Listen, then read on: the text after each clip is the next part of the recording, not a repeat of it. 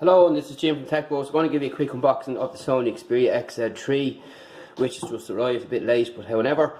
Just going to have a quick look at the system and so on, and tour you around the device.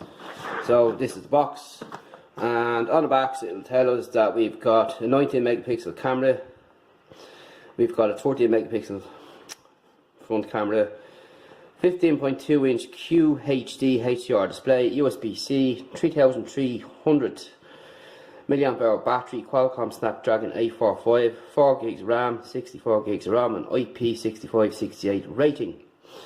So we've got Wi-Fi, Bluetooth, NFC and so on, and micro SD expansion. So let's pop it out of the box. And this is a review unit, so we can't do a full proper unboxing. So on the back of the phone, we have our camera set up on the back and our fingerprint sensor. First thing I don't like about this phone is the fingerprint sensor, where it's placed compared to other phones. As you can see, it's a lot lower when you go line across there. So for being a big phone as well, it's a little bit awkwardly placed. That's just me, but preferably I prefer them up higher like so. And then again, people don't like them up so high, and then they are too high. So in this instance, for my case, it's too low. But however, it's got to be the nicest phone I've held this year. I've already seen this phone at the Christmas launch party there a couple of weeks ago, and it is one of the nicest looking phones that's out there today, and really is nice and smooth in the hand, smooth all around, and it really is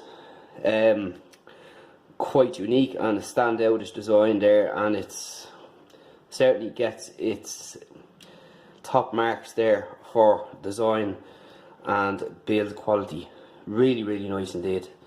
So anyway, there's our fingerprint sensor there. So just do a quick test, and it opens up pretty fast on the fingerprint sensor, which is pretty cool.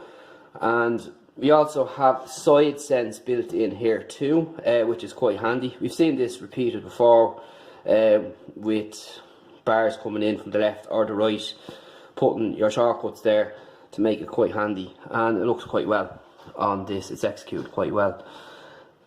We have bezels top and bottom, which are, you know, not really too bad, and it's not really a big issue for me. Considering I'm using the Pixel 3 XL at the minute with that big notch on top, but notches don't bother me, to be honest. But there is a small bezel top and bottom, but it's not bad. It's pretty okay. And just on the top, we just have our micro SD and SIM tray up there. We've got a mic down on the bottom, and of course our USB Type-C.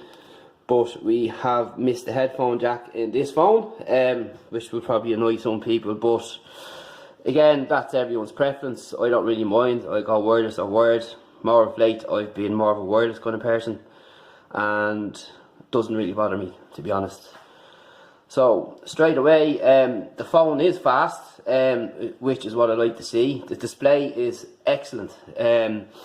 Again, probably one of the better displays I've seen so far this year, to top that off the build. So far it's good marks for the phone.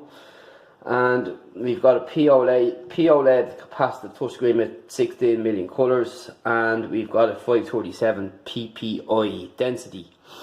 Installed here is some apps already from Sony. You've got PlayStation, so on, you've Google News, your music, your usual setup there. So there will be an overlap of some apps throughout. And in the settings then, we have our typical setup. We've got our network and internet device connection. We've got NFC on board this, which is excellent. You've got your appearance, your widgets and shortcuts, apps and notifications, battery, display, sound, storage, lock screen and security, your accounts, your Xperia Assistant, accessibility, Google Services, system and support. So if we go into lock screen and security, you have your typical layout there and setup. If we go into system, we'll just see what we are at. And we have got the model H8416 Android version Pie, which is 9, and that's pretty good. So you have 9 out of the box, which is excellent.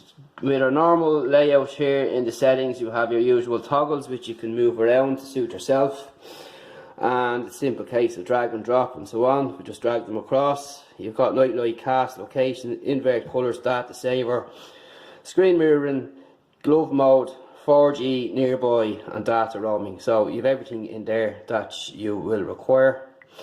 If we have a look at the speakers, which is another thing that's very good on this, as well as display. So for media consumption device, this has got everything for you. It's got the stereo speakers, that screen, and the sound is pretty loud. So we're going to just give you a quick sample of a video here belonging to myself that won't get done for sound.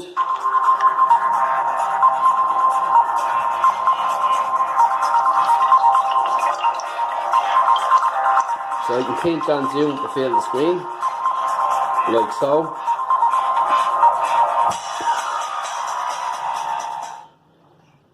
Hi, this is Jim from TechBuzz, and they're going to give you a quick. So that's just official Google an example of how the sound is on the phone, which is pretty cool. If we go into our app tray, then what we've got is our 3D creator. This keeps popping in because I have to set it up. Your movie creator, Xperia Lounge, calculator, clock, calendar, email, news, weather, Play Store, AVG protection, Facebook, Netflix, and Booking.com. Then you have your Sony suite of apps here. You've got bokeh, AR effects support and files, Kobo books, Amazon shopping, and that's pretty much it for now on that. But that's just a quick first look. Oh, before we go, we have to check the camera settings. Skip, and we'll just pop in here and see what's on offer. So in the camera mode, we have image size, so you have 16.9 down to 1.19 megapixels, 17. You have predictive capture, object tracking, which is also a cool feature. So that means you can track an object, you just tap the screen. Auto capturing, lens correction, side sense, save location, touch capture, grid lines, auto photo preview, burst camera key, use volume key, which you can change to volume or shutter, your data storage, smart launch with camera key, and that's pretty much it there. So if we go to video, in the settings there we've got HDR, so you can record in high contrast. You've got video size full HD, you've 60 frames per second. You've HD and VGA, object tracking again, steady shot, file format in 4K, H.264 codec, and you've H.265. Your location, touch capture, grid lines, auto photo preview, and burst key. Same similar settings again as you have in the camera, but just reapply to the video settings there. But overall, it's looking like a pretty promising device and feels really, really good in the hand. As I said, it's probably one of the better looking devices I've seen this year so far, aesthetically, and it's not even that slippy either, and it fits quite nice in the hand. The only thing for me at the minute is this placement of the fingerprint sensor in the back, but something I could get around to. But overall, I'm pretty impressed with the first look. Stay tuned, review coming soon at techbuzzard.com, and we'll talk to you in the next one. And thanks for watching.